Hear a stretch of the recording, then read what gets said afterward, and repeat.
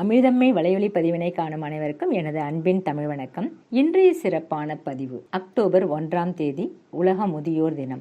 இன்றைய இந்த பதிவில் நான் நாளைய முதியோர்களுக்கான செய்தியை, அதாவது ஒரு சிறந்த பதிவை தங்கள் முன் வைக்க விரும்புகின்றேன். முதியோர்னு சொல்றோம். முதியோர்னா எந்த வயதிற்கு மேற்பட்டவர்களை முதியோர்னு சொல்றோம் அப்படின்னு பார்த்தீங்கன்னா 40 வயசு எடுப்போமா? கண்டிப்பா மாட்டோம். 50, 60 வயது ஆனா கூட இப்பெல்லாம் யாரும் நாம முதியோர்னு சொல்லிக்கிறது கிடையாது.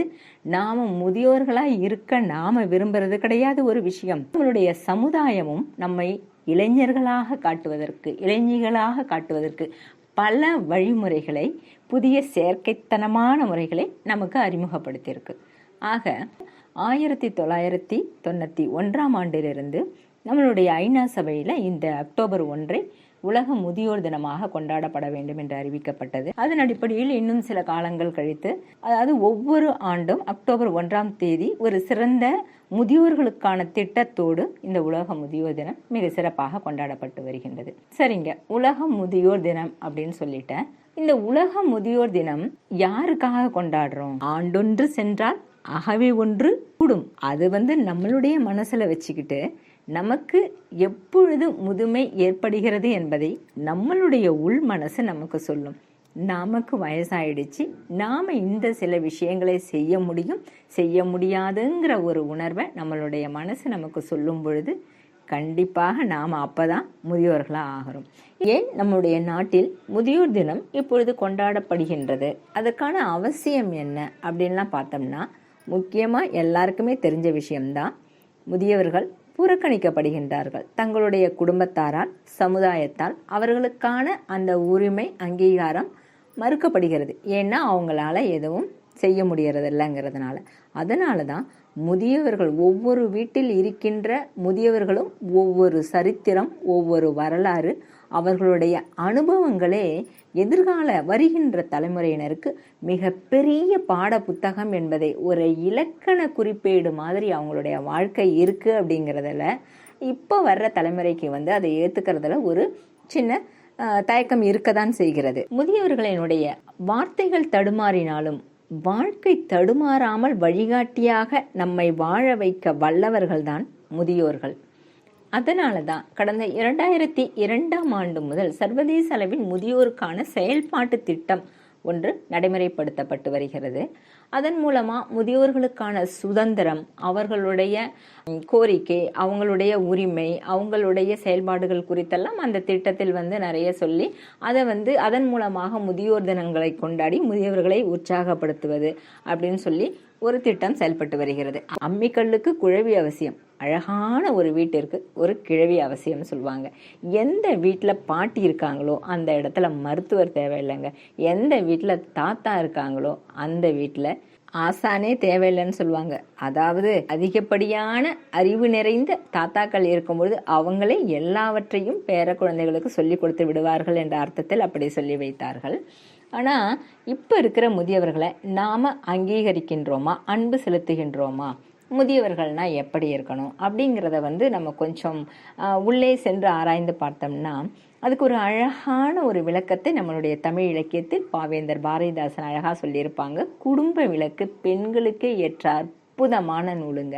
அந்த குடும்ப விளக்குல பெண்களினுடைய பல்வேறு திறன்களை, பல்வேறு பருவத்தை சொல்லியிருப்பாங்க.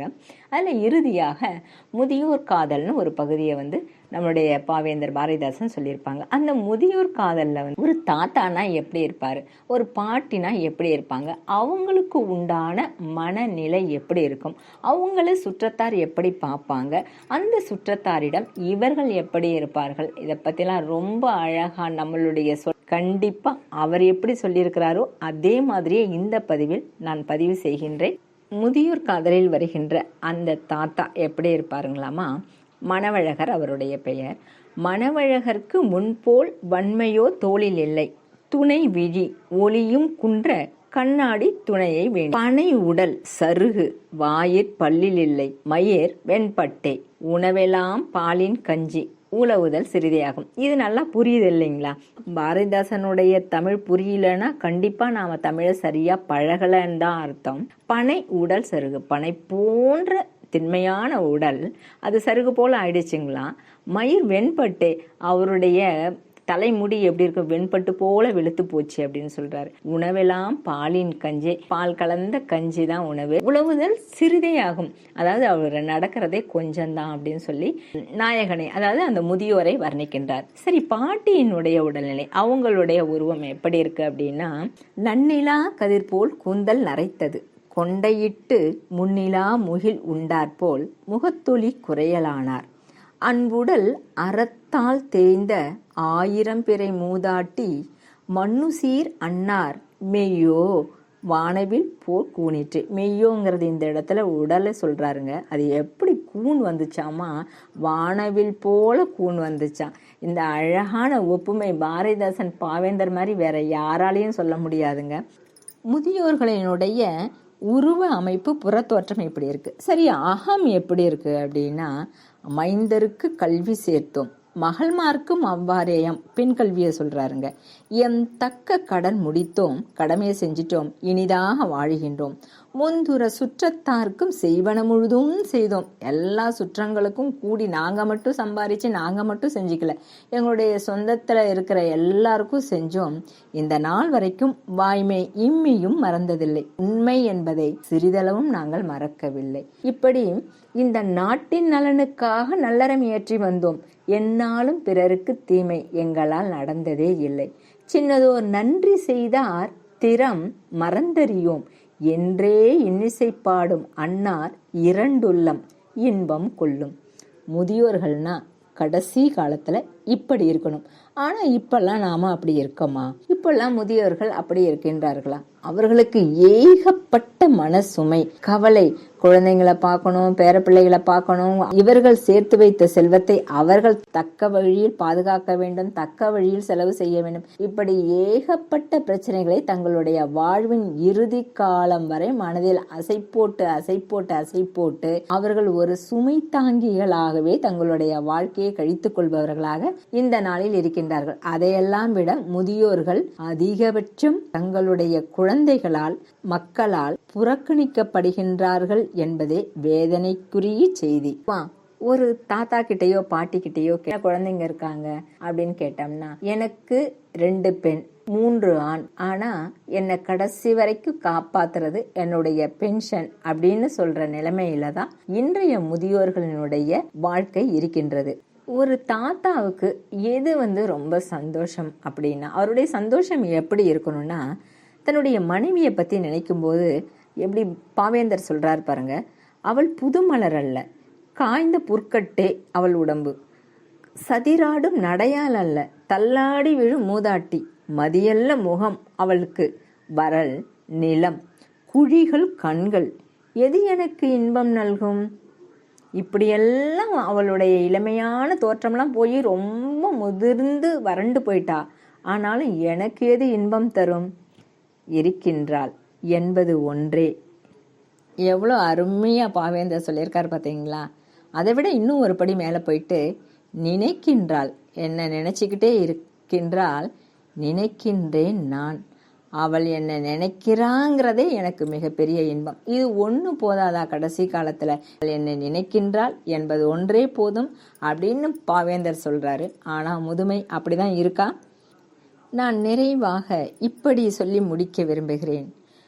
அதாவது பாவேந்தர் பாரதிதாசனுடைய வார்த்தைகளின் மூலமாகவே, உண்பது நாழி உடுப்பது 4 முழம் 80 கோடி நினைந்தென்னுவை என்று மூத்தால் அவ்வை மொழிந்த வண்ணம், என்றும் மக்களின் எண்ணம் பலவாம், எண்ணம் தோற்பதும் ஈடேறுவதும் ஆகும். அதனால் அகத்தின் நிலைமை, அதாவது மனசுல நம்மளுடைய நிலை எப்படி இருக்கணும்? நல்லதும் ஆகும், நலிவதும் ஆகும். இதன் அன்புக்குரியவர் எவரெனில், மனைவி, மக்கள், பேரர், உறவினர் ஆயினும் மனைவி என் அன்புக்கருகில் இருப்பவள், என் மேல் அன்பு வைத்து இருப்பவள் என்றார். இதன் வழி நின்று நான் இந்த பதிவில் சொல்ல வருகின்ற ஒரே ஒரு கருத்து, இந்த முதியோர் தினத்தில் இப்பொழுது இருக்கின்ற இளைய தலைமுறையினர் தன்னுடைய தாய் தந்தையரை அல்லது மாமனார் மாமியாரை, வயது முதிர்ந்த பெற்றோர்களை பிரிக்காதீர். அவர்களுடைய தேவைகளை நிறைவு செய்வதில் நம்மளுடைய தலைமுறை, நம்மளுடைய பண்பாடு, நம்மளுடைய கலாச்சாரம், நம்மளுடைய உயிர்ப்பு நிலை மிக சிறப்பாக வாழ்கிறது என்பதை தங்களுடைய மனதில் பதிய வைத்து, முதுமை காலம் எப்படி இருக்கணும் தெரியுங்களா? தந்தை மகற்காற்றும் நன்றி அவையத்து முந்தி இருப்ப செயல். வள்ளுவர் சொன்னார் இல்லைங்களா? தந்தை ஒருவர் தம் மகனுக்கு செய்ய வேண்டிய நல்ல செயல் எல்லாமே என்னன்னா, கற்றறிந்த சான்றோர் முன்னிலையில் தன்னுடைய மகனை முதன்மையானவனாக இருக்க வைக்கிறது தான் ஒரு தந்தையினுடைய கடமை. அது ரொம்ப சிறப்பான காரியம் ஒரு தந்தைக்கு. சரி, மகனுக்கு என்ன அப்படின்னு வள்ளுவர் விட்டா வைப்பார். அதையும் சொல்லியிருக்கார் பாருங்க. மகன் தந்தை காற்றும் உதவி இவன் தந்தை என் நோற்றான் கொள் என்னும் சொல். அதாவது மகனொருவன் தனக்கு பல வகையிலும் உதவியாக நின்று தன் தந்தைக்கு செய்யும் கைமாறு இருக்கு பார்த்தீங்களா? இவனை மகனாக பெறன் இவன் எத்தனை நற்பேறு செய்திருக்க வேண்டும் என்று இந்த சமுதாயம், சான்றோர்கள் கூடிய சபை சொல்ல வேண்டுமாம். அப்படி வள்ளுவர் ஒரு தந்தை எப்படி இருக்க வேண்டும், ஒரு மகன் எப்படி இருக்க வேண்டும் என்று போற்ற வேண்டும், சிறப்பிக்க வேண்டும், அவர்களுடைய ஆசிகளை முழு மனதோடு பெற்றுக்கொள்ள வேண்டும் என்று இந்த முதியோர் தினத்தில் உங்களுடைய மனதில் பதிய வைத்து, இன்றைய முதியோர் தினத்தில் முதியோர்களுடைய சரியான மனப்பான்மை எப்படி இருக்க வேண்டும் என்று ஒரு சிறிய கதை. ஒரு முதியோர் இருந்தார். அவருக்கு ஒரு மகனும் மகளும். 2 பிள்ளைகளையும் மிக சிறப்பாக வளர்க்கின்றார். நல்ல கல்வி, நல்ல செல்வம், நல்ல பதவி, நல்ல திருமணம் அப்படி முடித்து விடுகின்றார். அவருடைய மகன் திடீரென்று ஒரு நாள் இறந்து விடுகின்றார். மகளோ இன்னொரு இடத்தில் திருமணம் செய்து சென்று விட்டார். ஆனால் அந்த முதியவர், அந்த பெற்றோர்கள் அதற்காக கவலைப்படவில்லை. அவர்கள் எப்பொழுதும் போல் ஆனந்தமாகவே வாழ்ந்து கொண்டிருக்கின்றார்கள். சுற்றத்தார் விடுவார்களா? எல்லாரும் போயிட்டு கேட்குறாங்க, உங்களுக்கு உங்களுடைய நீங்கள் ரொம்ப அருமையாக கொஞ்சி வளர்த்த செல்ல பிள்ளை இறந்து விட்டானே, உங்களுக்கு கவலை இல்லையா அப்படின்னு கேட்குறாங்க. நீங்கள் கவலை இல்லாமல் இருக்கிறீங்களே, நீங்கள் உங்களுடைய மகளிடமாவது செல்ல வேண்டும் இல்லையா அப்படின்னு கேட்குறாங்க. அப்பொழுது அந்த பெற்றோர்கள் கூறுகின்றார்கள், அதாவது ஒரு தோட்டத்தில் வாழ்கின்ற காவலாளி தோட்டத்தில் மலர்ந்த மலர்களை எல்லாம் தொடுத்து மாலை கட்டி அதை கடவுளுக்கு செலுத்துகின்றான். அதை கொடுத்துட்டு அவன் திரும்பும் பொழுது மகிழ்கிறானா அழுகிறானா? அதுபோல எல்லா பொருள்களுமே இறைவனுடையவை. எந்த பொருளிலும் எனக்கு, அதாவது நமக்கு இந்த சமுதாயத்தில் உரிமை கிடையாது. இறைவன் ஒரு பொருளை என்னிடம் கொடுத்து காத்து வருமாறு கூறினார். நான் அந்த பொருளை கண்ணும் கருத்துமாக பாதுகாத்து வந்தேன். இறைவன் திரும்ப அந்த பொருளை பெற்றுக்கொண்டு விட்டான். நல்ல நிலைமையிலேயே பொருளை உரிமையாளரிடம் திரும்ப கொடுத்ததில் நான் மகிழ்ச்சி அடைகின்றேன். சில நாட்களிலேயே அந்த பொருள் பிறருக்கு சொந்தமாகி விட்டதை நான் அறிந்து கொண்டும் விட்டேன். ஆகையால் அந்த பொருள் என் பாதுகாப்பில் இருந்தபொழுது நான் அந்த பொருளின் மீது உரிமை கொண்டேன். இப்பொழுது என்னுடைய பாதுகாப்பில் இல்லை, உரிய இடத்தில் ஒப்படைத்து விட்டேன். ஆகையால் நான் முற்றிலும் மகிழ்ச்சியாக இருக்கின்றேன் என்று அந்த பெற்றோர்கள் கூறுகின்றார்கள்.